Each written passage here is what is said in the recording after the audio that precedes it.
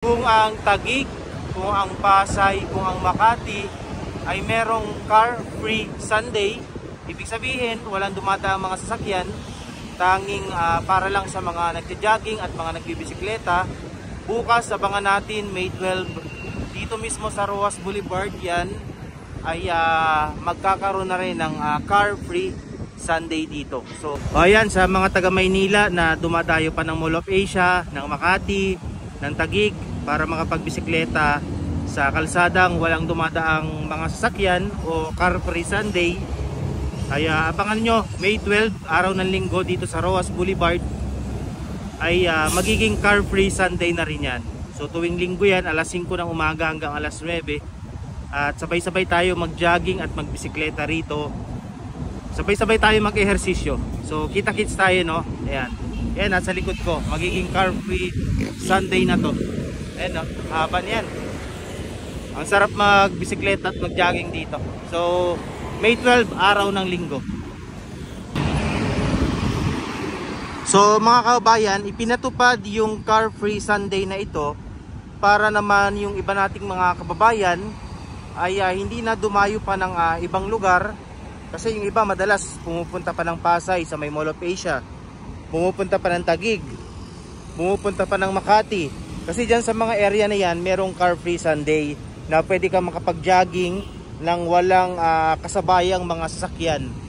So yun, at dito meron tayong nakita sa post sa Facebook, City of Manila. Makikita nyo dyan yung nagbaba ng ordinance number kung saan nga ay pagpapasara ng ilang bahagi dito sa Roas Boulevard para bigyang daan ang makapag-ehersisyo ang ating mga kababayan. So magsisimula pala yan mula alas 5 ng umaga hanggang alas 9. Ano po? So May 12, abangan ninyo. May 12, bukas na yan. So binablog ko to ngayon, May 11, araw ng Sabado. So hindi pa lang natin alam kung hanggang saan ba yung pinakang haba, no, nung pagpapasara rito. So yan yung ating aabangan bukas. Sigurado bukas nandito rin ako para mag-ehersisyo, makapag-jogging. Siguro pwede rin to, no, or open din to, sigurado ako, para sa mga siklista. So katulad nga ng Pasay, ng BGC, ng Makati. Sa Makati ay may 2 lanes para sa mga nagja-jogging at para sa mga siklista. So dito sa Roas Boulevard, dyan natin yan makikita. Bukas natin naabangan kung ano yung kanilang gagawin dito. Okay, so araw ng Sabado ngayon, kita nyo naman napakaganda ng panahon. Ito naman yung karagatan ng Manila Bay, nandito sa kanang bahagi natin. At medyo talagang summer pa rin ngayon, kahit medyo nagsimula na rin ang pag-ulan.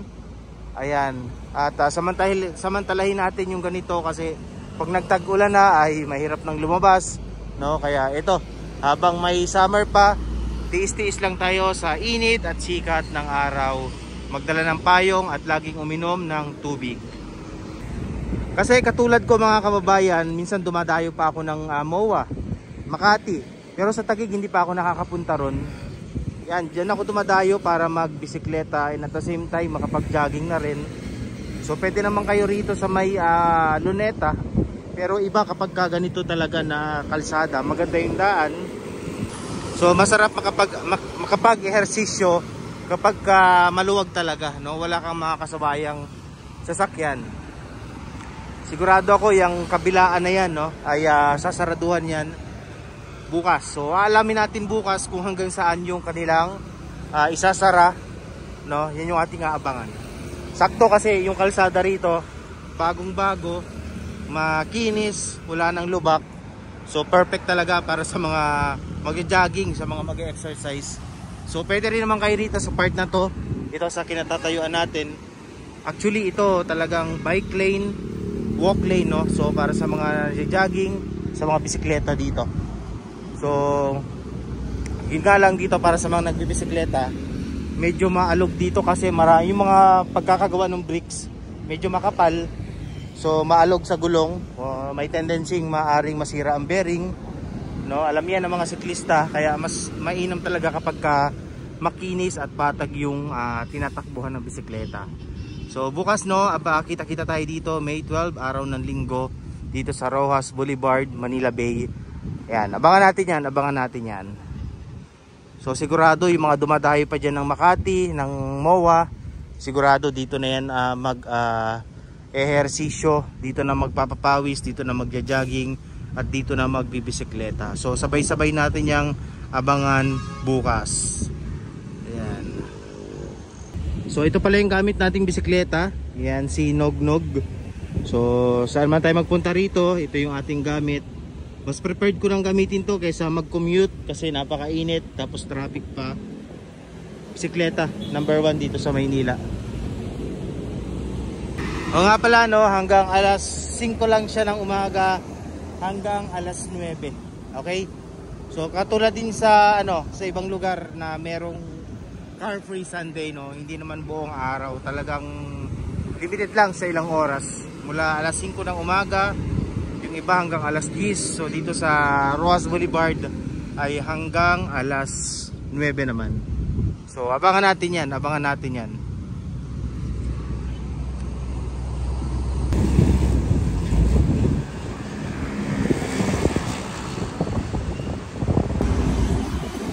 O ayan, sa mga taga Maynila na dumadayo pa ng Mall of Asia, ng Makati, ng Taguig para makapagbisikleta sa kalsadang walang dumadaang mga sasakyan o car free Sunday, ay abangan nyo May 12, araw ng linggo, dito sa Roxas Boulevard ay magiging car free Sunday na rin yan. So tuwing linggo yan, alas 5 ng umaga hanggang alas 9, at sabay-sabay tayo mag-jogging at magbisikleta rito. Sabay-sabay tayo mag-ehersisyo. So kita-kits tayo no. Ayan. Ayan, nasa likod ko. Magiging car free Sunday na to.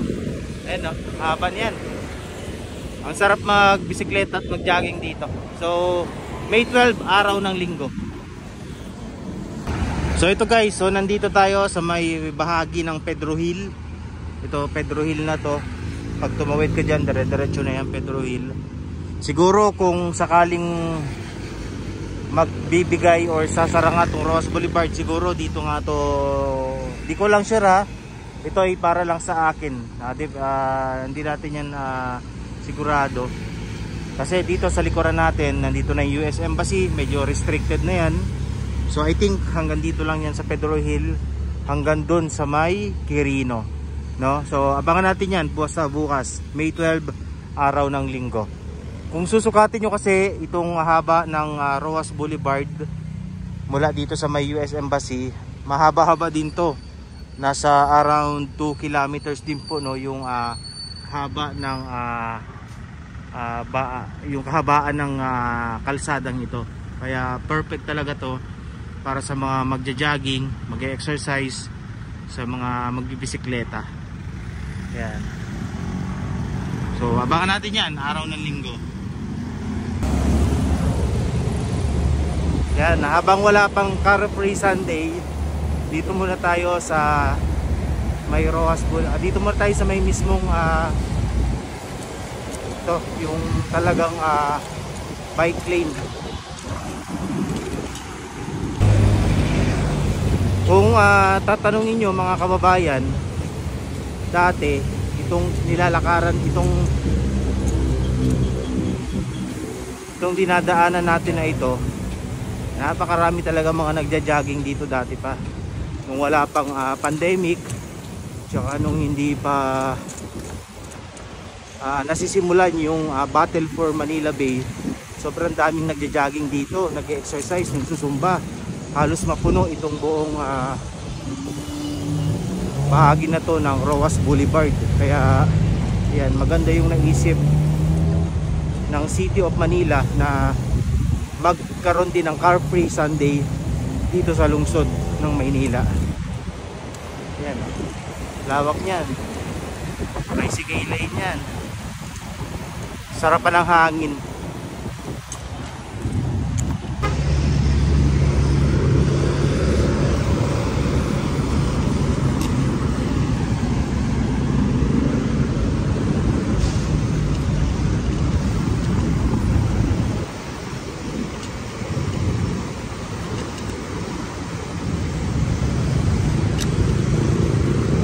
Dati umaga puno na to, lalo na tuwing linggo. Tapos sa hapon, yan, punong-puno to. O medyo tumamlay na lang to, medyo nawala yung mga nagja-jogging nung after ng pandemic, tsaka nung binakuran ito. Yan, kita nyo yung bakod na yan. So may oras na lang para makapasok dyan sa may seawall.